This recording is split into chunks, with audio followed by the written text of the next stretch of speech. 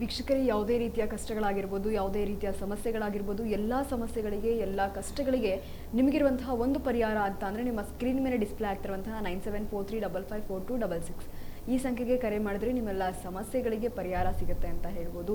ಯಾವುದೇ ರೀತಿಯ ಕಷ್ಟಗಳಾಗಿರ್ಬೋದು, ಶಿಕ್ಷಣ, ಉದ್ಯೋಗ, ಮದುವೆ ವಿಳಂಬ ಆಗ್ತಾ ಇರುವಂಥದ್ದಾಗಿರ್ಬೋದು, ದಾಂಪತ್ಯದಲ್ಲಿ ಕಲಹ ಉಂಟಾಗ್ತಾ ಇರೋದು, ಅದೇ ರೀತಿಯಾಗಿ ಮನೆ ಕಟ್ಟಕ್ಕಾಗದೆ ಅರ್ಧದಲ್ಲೇ ನಿಂತಿರುವಂಥದ್ದು, ಮನೆ ಕಟ್ಟಿ ಅರ್ಧಂಬರ್ಧ ಆಗಿರುವಂಥದ್ದು, ಈ ರೀತಿ ಅಥವಾ ಮನೆ ಕಟ್ಟಿ ಸಂಪೂರ್ಣವಾಗಿ ಮುಗಿದಿದೆ ಆದರೆ ಮನೆಗೆ ಹೋಗೋಕ್ಕಾಗ್ತಾ ಇಲ್ಲ, ಅಲ್ಲೂ ಸಹ ಯಾವುದೋ ಒಂದಷ್ಟು ದೋಷಗಳು ಕಾಡ್ತಾ ಇದೆ. ಇಂತಹ ಸಾಕಷ್ಟು ನಾನಾ ರೀತಿಯ ಸಮಸ್ಯೆಗಳಿಗೆ ನಿಮಗಿರುವಂತಹ ಒಂದು ಪರಿಹಾರ ಅಂತ ಅಂದರೆ ನಿಮ್ಮ ಸ್ಕ್ರೀನ್ ಮೇಲೆ ಡಿಸ್ಪ್ಲೇ ಆಗ್ತಿರುವಂತಹ ನಂಬರ್. ತಪ್ಪದೇ ಕರೆ ಮಾಡಿ ನಿಮ್ಮೆಲ್ಲ ಸಮಸ್ಯೆಗಳಿಗೆ ಪರಿಹಾರ ಪಡ್ಕೊಳ್ಳಿ. ಗುರುಮಾತಾ, ಇನ್ನು ಈಗಾಗಲೇ ನೀವು ತಿಳಿಸ್ಕೊಟ್ರಿ ಧರ್ಮಸ್ಥಳ ಮಂಜುನಾಥ ಸ್ವಾಮಿಯ ಒಂದಷ್ಟು ವಿಶೇಷತೆ ಮತ್ತು ಯಾವ ಕಾರಣಕ್ಕೆ ನಾವು ಆ ಕ್ಷೇತ್ರವನ್ನ ಧರ್ಮಸ್ಥಳ ಅಂತ ಕರಿತೀವಿ ಅನ್ನೋದನ್ನ ತಿಳಿಸ್ಕೊಟ್ರಿ.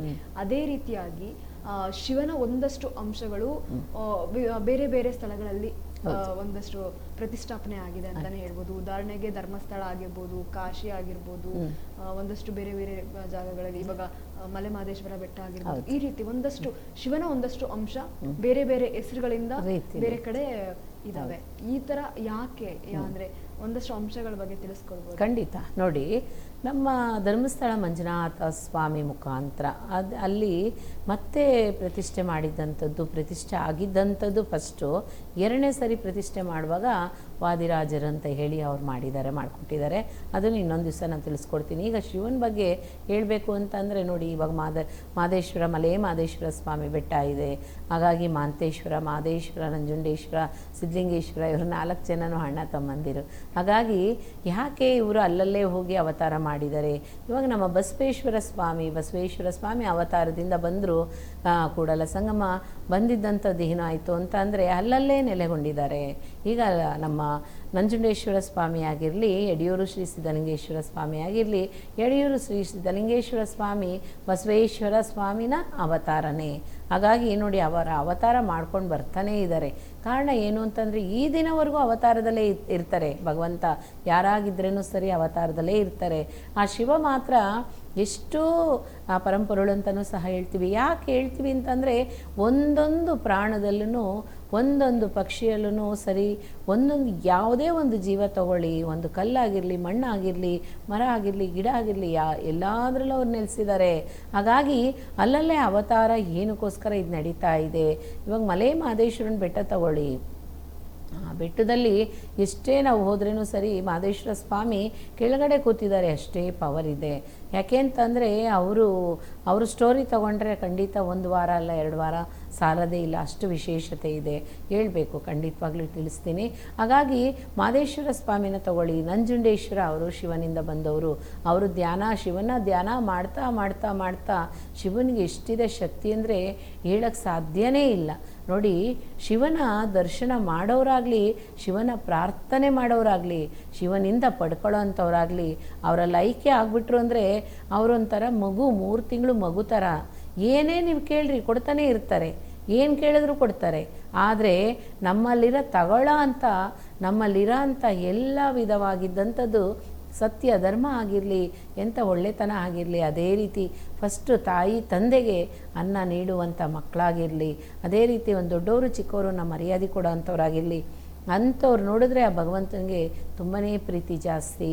ಅದಕ್ಕೋಸ್ಕರ ಒಬ್ಬೊಬ್ಬರು ಹೇಳ್ತಾರೆ ಏನು ಅಂತ, ತಾಯಿ ತಂದೆಗೆ ಊಟ ಹಾಕಿ, ನನ್ನ ಹತ್ರ ಕ್ವಶನ್ ಸಹ ಕೇಳಿದ್ದಾರೆ, ತಾಯಿ ತಂದೆಗೆ ಊಟ ಹಾಕಿ, ಆದರೆ ನಮ್ಮ ತಾಯಿ ತಂದೆನೇ ನಮಗೆ ಶಾಪ ಬಿಡ್ತಾ ಇದ್ದಾರೆ.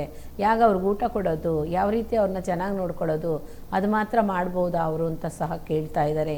ತಾಯಿ ತಂದೆ ಶಾಪ ಹಾಕೋಷ್ಟು ಏನೂ ಅಲ್ಲಿ ನಡಿಬಾರ್ದು ಖಂಡಿತ.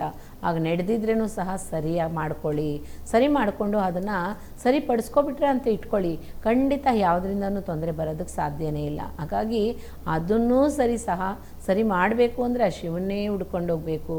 ಇವಾಗ ಮಹದೇಶ್ವರ ಸ್ವಾಮಿ, ಮಲೆ ಮಹದೇಶ್ವರ ಸ್ವಾಮಿ ಅಲ್ಲೋಗಿ 77 ಬೆಟ್ಟಗಳ ನಡುವಲ್ಲಿ ಕೂತಿದ್ದಾರೆ.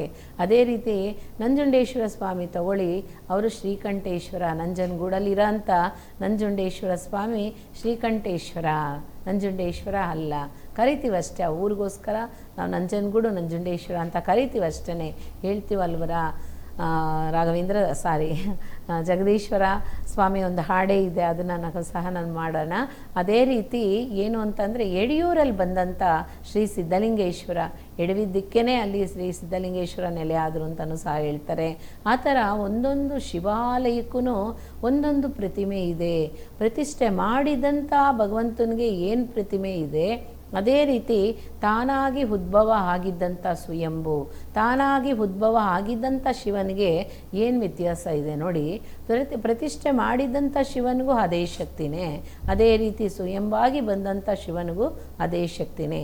ಆದರೆ ಹಳೇ ಕಾಲದಿಂದ, ಆಗಿನ ಕಾಲದಿಂದ ಈಗಿನ ಕಾಲವರೆಗೂ ಎಲ್ಲಿ ಶಿವ ಪ್ರತಿಷ್ಠೆ ಆದರೂ, ಸ್ವಯಂಭ ಆದರೂ ಅದೇ ಸ್ಥಳದಲ್ಲೇ ಪೂಜೆ ನಡೀತಾ ಇದೆ ಅಂತ ಅಂದರೆ ಆ ಜಾಗನ ಇನ್ನೊಂದು ಜಾಗಕ್ಕೆ, ಶಿವ ಇದ್ದಿದ್ದಂಥ ಸ್ಥಳನ ಇನ್ನೊಂದು ಜಾಗಕ್ಕೆ ಬದಲಾವಣೆ ಮಾಡಲಿಲ್ಲ ಅಂದ್ರೇ ಅದು ಸ್ವಯಂಭು ಅಂತಲೇ ಹೇಳ್ತೀವಿ. ಆ ಶ್ರೇಷ್ಠವಾಗಿದ್ದಂಥ ಜಾಗದಲ್ಲಿ ಪವರ್ ಜಾಸ್ತಿನೇ ಇರುತ್ತೆ.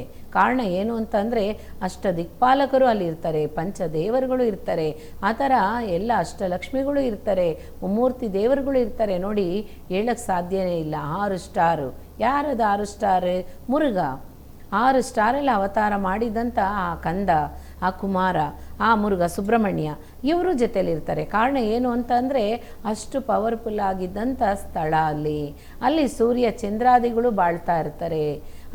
ಅದೇ ರೀತಿ ಕಾಲ ಭೈರವರು ಸಹ ಇರ್ತಾರೆ ನೋಡಿ. ಹೀಗಾಗಿ ಲಿಂಗ ಭೈರವನೂ ಇರ್ತಾರೆ, ವಿಷ್ಣು ದುರ್ಗನೂ ಇರ್ತಾಳೆ, ದಕ್ಷಿಣ ಮೂರ್ತಿನೂ ಇರ್ತಾರೆ. ಈ ಥರ ನೀವೊಂದು ದೇವಸ್ಥಾನಕ್ಕೆ ಹೋಗ್ಬಿಟ್ರೆ ಸ್ವಯಂಭಾಗಿರೋ ಅಂಥ ದೇವಸ್ಥಾನಕ್ಕೆ, ಇವಾಗ ಇಲ್ಲೇ ತಗೊಳ್ಳಿ, ಗವಿ ಗಂಗಾಧರೇಶ್ವರ ಸ್ವಾಮಿ ದೇವಸ್ಥಾನದಲ್ಲೇ ತಗೊಳ್ಳಿ.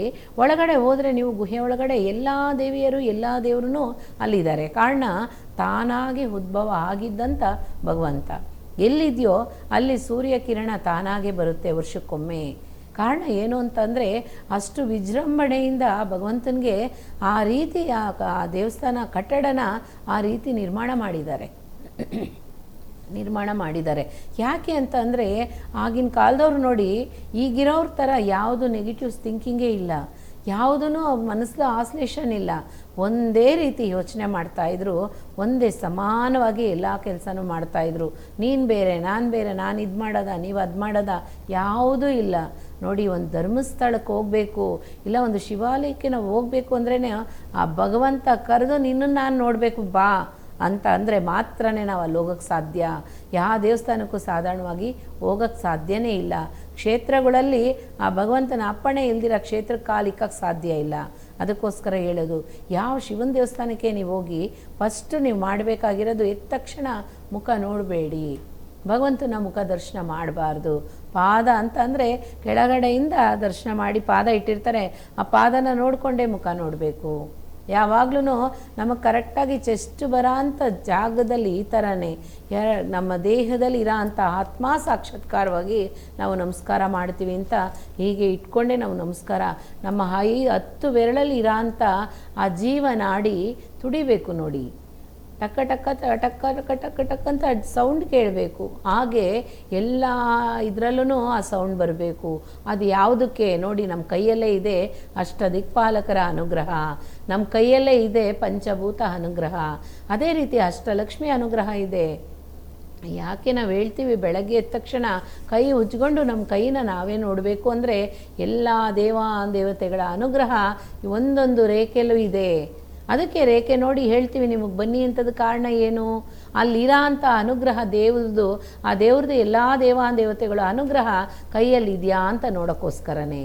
ಅದರಲ್ಲೂ ಒಂದು ಯಾಕೆ ಗೊತ್ತಾಗ್ಬಿಡುತ್ತೆ, ನೀವೇನು ಅಷ್ಟು ಓದ್ಬಿಟ್ಟಿದ್ದೀರಾ, ಯಾಕೆ ಈಗ ಇರೋ ಅಂಥ ರೇಖೆಯಲ್ಲಿ ಯಾಕೆ ಗೊತ್ತಾಗುತ್ತೆ ಅಂತ ಒಂದು ಸಂಶಯ ಬರ್ಬೋದು.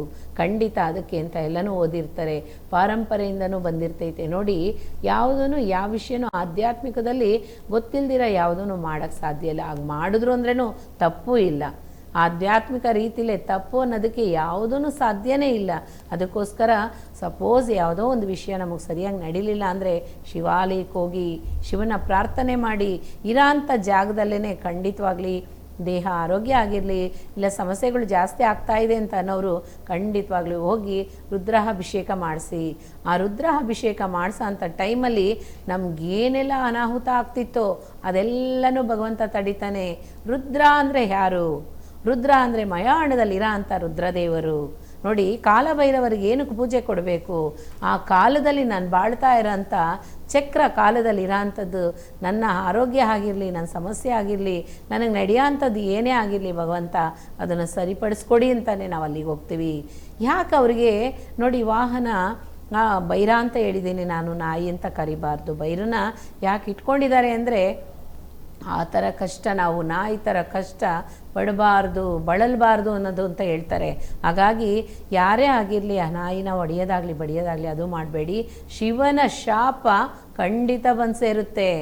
ಶಿವನ ಶಾಪ, ನಾಯಿನ ಯಾರು ಹಿಂಸೆ ಪಡಿಸ್ತಾರೋ ಅವ್ರಿಗೆ ಶಿವ ಶಾಪ ಆಗ್ತಾರಂತೆ.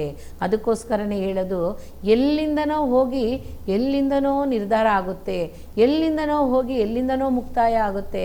ಶಿವನ ಶಾಪದಲ್ಲಾಗಲಿ ಶಿವನ ಕಷ್ಟದಲ್ಲಾಗಲಿ ಬಿದ್ದರೆ ಅಂತ ಅಂದರೆ ಖಂಡಿತ ಎದ್ದು ಬರೋಕ್ಕೆ ಸಾಧ್ಯನೇ ಇಲ್ಲ. ಆ ಭಗವಂತ ಮಾತ್ರನೇ ಕಾಪಾಡಬೇಕು. ಅದಕ್ಕೋಸ್ಕರನೇ ಶಿವಾಲಯಕ್ಕೆ ಹೋಗೋ ಅಂಥವ್ರು, ಶಿವನ ದರ್ಶನ ಮಾಡೋ ಅಂಥವ್ರು ಖಂಡಿತವಾಗ್ಲೂ ಬಿಲ್ಪತ್ರೆ ಕೊಟ್ಟು ಅರ್ಚನೆ ಮಾಡಿಸಿ, ಅದೇ ರೀತಿ ತಿಂಗಳಿಗೊಮ್ಮೆ ಪೌರ್ಣಮಿ ದಿವಸ ತಿಂಗಳಿಗೊಮ್ಮೆ ರುದ್ರಾಭಿಷೇಕ ಮಾಡಿಸಿ ಮನೇಲಿ ಎಂಥದ್ದೇ ಕಷ್ಟ ಇರಲಿ, ಎಂಥದ್ದೇ ದರಿದ್ರ ಆಗಿರಲಿ ಖಂಡಿತ ಪರಿಹಾರ ಆಗುತ್ತೆ. ಇವಾಗ ನೋಡಿ, ಮಲೆ ಮಹದೇಶ್ವರ ಸ್ವಾಮಿ ಬೆಟ್ಟದಲ್ಲಿ ಅಮಾವಾಸ್ಯೆ ವಿಶೇಷ ಇರುತ್ತೆ. ಅಲ್ಲಿ ಯಾಕೆ ಅಮಾವಾಸ್ಯೆ ವಿಶೇಷ ಅಂತ ಅಂದರೆ ಭಗವಂತನಿಗೆ ಅಷ್ಟು ಶ್ರೇಷ್ಠತೆ ವಿಶೇಷ ಅಮಾವಾಸ್ಯೆನೇ. ಯಾಕೆ ಅಂದರೆ ಅಷ್ಟು ಭಗವಂತ ಭೂಮಾದೇವಿಲೆ ಕೂತ್ಕೊಂಡಿದ್ದಾರೆ. ಏನು 1 ಅಡಿ 1.5 ಅಡಿ ಇದರಲ್ಲಿ ಕೂತಿದ್ದಾರೆ ಹೈಟಲ್ಲಿ. ಆ ಭಗವಂತನಿಗೆ ಆ ಅಮಾವಾಸ್ಯೆ ದಿವಸ ಭೂಮಾದೇವಿಲಿ ಎಷ್ಟು ಶಕ್ತಿ ಇದೋ ಅಷ್ಟು ಶಕ್ತಿ ಮಹದೇಶ್ವರ ಸ್ವಾಮಿಗೆ ಸಿಗುತ್ತೆ.